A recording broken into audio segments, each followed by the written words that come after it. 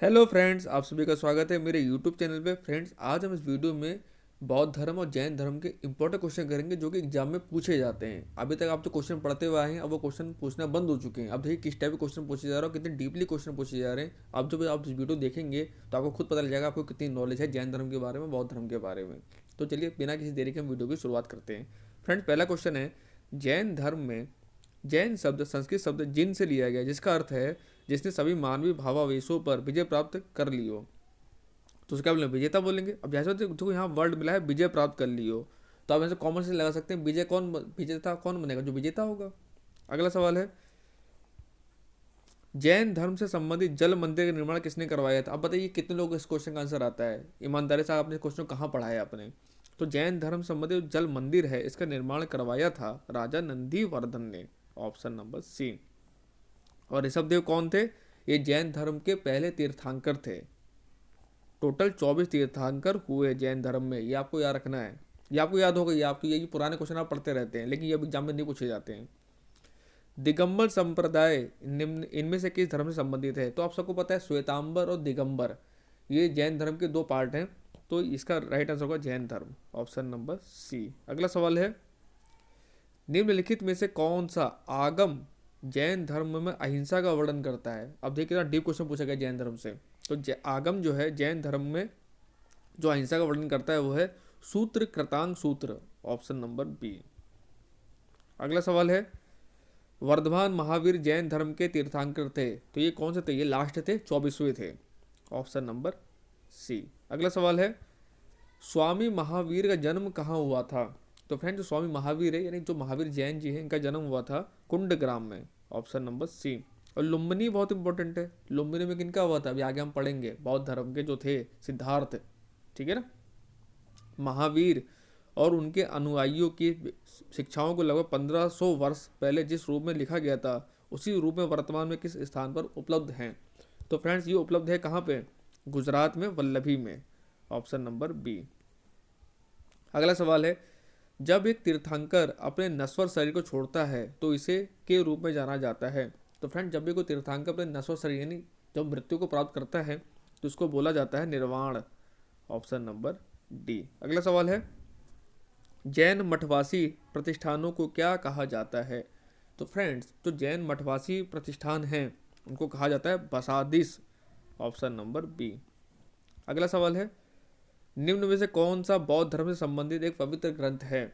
तो बौद्ध धर्म से संबंधित ग्रंथ आगम किसका? आगम तो जैन लोगों का है, ये तो जैनों का है, ये भी आपको याद रखना है। और त्रिपिटक है बौद्ध धर्म का, तो option number B right answer हो जाएगा। अगला सवाल है, माना जाता है कि गौतम बुद्ध ने अंतिम ज्ञान प्राप्ति के लिए बोध गया जाने से पहले 6 साल तक किस स्थान पर शुद्ध चीज से ध्यान किया था। तो फ्रेंड्स, इन्होंने कहाँ पे किया था? जो अपना ध्यान पूरा किया था 6 साल तक, वो किया था प्राग बोधि में, ऑप्शन नंबर ए। अगला सवाल है, वेणुवन बिहार मौत बौद्ध मठ निम्न में से किस भारतीय राज्य में स्थित है। तो फ्रेंड्स, जो वेणुवन विहार बौद्ध मठ है ये आपका स्थित है कहाँ पे? त्रिपुरा में, ऑप्शन नंबर डी। अगला सवाल है, इनमें से कौन सी मध्य भारतीय बोली है, संस्कृत से काफ़ी हद तक संबंधित है तथा बौद्ध धर्म ग्रंथों और साहित्य की प्रमुख भाषाओं में से एक है। तो भी फ्रेंड्स, आपको दो भाषाएं याद रखनी है, एक है प्राकृत और एक है पाली।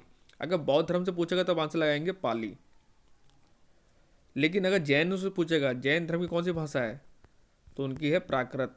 ये भी एग्जाम में आता है, ये आपको याद होना चाहिए, ठीक है ना। तो जैन धर्म संबंधी जो भाषा है वो है प्राकृत और बौद्ध धर्म संबंधी जो भाषा है वो है पाली।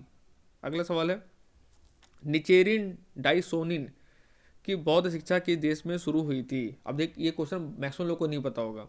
तो फ्रेंड, जो निचेरिन डाइसोनिन बौद्ध शिक्षा है इसकी शुरुआत हुई थी जापान में, ऑप्शन नंबर बी। अगला सवाल है, गौतम बुद्ध का संबंध निम्नलिखित में से किस गण से था। तो फ्रेंड, जो गौतम बुद्ध जी थे या सिद्धार्थ जी, ये एक शाक्य गणराज्य से थे, ऑप्शन नंबर बी। अगला सवाल है, बुद्ध ने अपना पहला उपदेश सारनाथ में अपने 5 शिष्यों को दिया था। तो यहाँ से भी क्वेश्चन बन गया, बुद्ध ने अपना पहला उपदेश कहाँ दिया था? तो सारनाथ में दिया था। कितने शिष्य थे? टोटल 5 शिष्य थे, जिसे कहा जाता है, इसको कहा जाता है धर्मचक्र परिवर्तन, ऑप्शन नंबर डी। अगला सवाल है, थेरी गाथा एक बौद्ध ग्रंथ है जो डैश का हिस्सा है भिक्षुड़ी द्वारा रचित छंदों का एक संग्रह है। तो फ्रेंड, जो थेरी गाथा ये बहुत ही पुराना बौद्ध ग्रंथ है, बहुत ही पुराना बौद्ध ग्रंथ है ये। और इसका संबंध किससे है? इसका संबंध है सुत्त पिटक से। Option number D. अगला सवाल है, तीन पिटकों में से अभिधम्म पिटक से संबंधित है। तो फ्रेंड जो अभिधम्म पिटक है इसमें दार्शनिक मामलों के बारे में बात करी गई है। तो राइट आंसर होगा हमारा ऑप्शन नंबर ए। अगला सवाल है, वैशाली में द्वितीय बौद्ध संगीति द्वारा संचालित की गई थी। तो फ्रेंड्स बौद्ध टोटल 4 बौद्ध संगीति हुई थी, ये आपको पता होना चाहिए। टोटल 4 हुई थी। पहली हुई थी अभी कहाँ पे? तो पहली कराई थी, वो कराई थी अजात शत्रु ने, अजात शत्रु। दूसरी पूछा है, दूसरी का आंसर तो कला अशोक हो जाएगा, ठीक है ना। और तीसरी हुई थी आपकी अशोक के द्वारा, तीसरी कराई थी आपके अशोक ने। और लास्ट जो चौथी हुई थी वो कराई थी कनिष्क ने। ये चारों पूछे जाते हैं। तो पहली जो बौद्ध संगीति कराई थी वो कराई थी अजात शत्रु ने, दूसरी कराई थी कला अशोक ने, तीसरी अशोक ने और चौथी कनिष्क ने। तो राइट आंसर क्या होगा? इसका आंसर हो जाएगा हमारा कला अशोक, ऑप्शन नंबर डी। अगला सवाल है, जातक कथाएं से संबंधित है। फ्रेंड जो भी जातक कथा आपसे क्वेश्चन पूछेगा तो आंसर लगाएंगे बौद्ध धर्म। अगला सवाल है, उस बौद्ध ग्रंथ का नाम बताइए जिसमें भिक्षुओं के लिए नियम शामिल हैं। तो बौद्ध धर्म जो भिक्षु होते हैं उनके भी कुछ नियम हैं। तो ये नियम किस में है? ये नियम आपके हैं विनय पिटक में, ऑप्शन नंबर बी। अगला सवाल है, हीनयान और महायान की धर्म के संप्रदाय हैं। तो फ्रेंड्स यहाँ से हीनयान महायान जो है तो बौद्ध धर्म से है, इसका राइट आंसर होगा हमारा ऑप्शन नंबर है। लेकिन ये हीनयान और महायान बने कब थे? तो जब चौथी बौद्ध संगीति हुई थी जो किसके द्वारा कराई गई थी? कनिष्क के द्वारा। उसी समय बौद्ध धर्म 2 भागों में टूट गया था, एक था हीनयान और एक था महायान। यानी एक मूर्ति पूजा विश्वास रखता था और एक मूर्ति पूजा विश्वास नहीं रखता था, ठीक है ना। अगला सवाल है, गौतम बुद्ध का जन्म कहाँ हुआ था? तो इनका जन्म हुआ था लुम्बिनी में। ये कहाँ पर है? वर्तमान नेपाल में है, ठीक है ना। अगला सवाल है, बौद्ध धर्म में अभय मुद्रा का क्या अर्थ है? तो आप देखा होगा ना, बौद्ध जब आप बौद्ध जी की मूर्ति देखो उसमें उन्होंने अभय मुद्रा बना रखी है। अभय मुद्रा का मतलब है निर्भीकता, यानी किसी प्रकार का भय नहीं है उनके अंदर, निर्भीकता, ठीक है ना। अगला सवाल है, डैश वास्तुकला में मुख्य रूप से चैत्य विहार स्तूप और स्तंभ होते हैं। तो चैत्य विहार स्तूप जो होते हैं ये बौद्ध धर्म में ही होते हैं। राइट आंसर होगा ऑप्शन नंबर सी।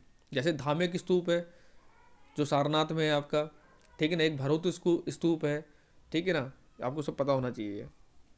बोधिसत्व की अवधारणा से जुड़ी है। तो फ्रेंड जो बोधिसत्व की अवधारणा है ये जुड़ी है, अब देखिए ये है बौद्ध धर्म से, लेकिन कौन से बौद्ध धर्म से? बोधिसत्व पूछेगा तो आंसर लाएंगे महायान बौद्ध, ऑप्शन नंबर सी। अगला सवाल है, इनमें से बौद्ध धर्म की कौन सी संस्कृति अपने तांत्रिक अनुष्ठानों के लिए जानी जाती है? तो जिसमें जादू टोना तांत्रिक वगैरह जो बात करी जाती है वो करी जाती है वज्रयान में, ऑप्शन नंबर डी। अगला सवाल है, दीघा निकाय में लंबे प्रवचन होते हैं जिन्हें 3 खंडों में विभाजित किया जाता है, जिन्हें क्रमशः शिलखंडा, महावग्गा और पाथिक रूप में जाना जाता है। तो टोटल कितने होते हैं इसमें?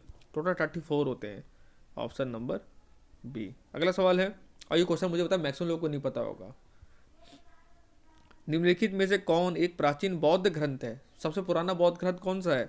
तो आप आंसर आएंगे अभिधर्मा कोश, ऑप्शन नंबर बी। अगला सवाल है, पाटलिपुत्र में स्थानांतरित होने से पहले निम्न में से कौन सा कई वर्षों तक मगध की राजधानी थी?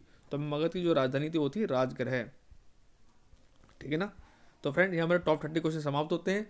आई होप आप लोग वीडियो अच्छा लगा होगा। इन क्वेश्चन नोट जरूर बना लीजिएगा, आगामी फिर की परीक्षा पूछे जा सकते हैं, ठीक है ना। Thank you so much.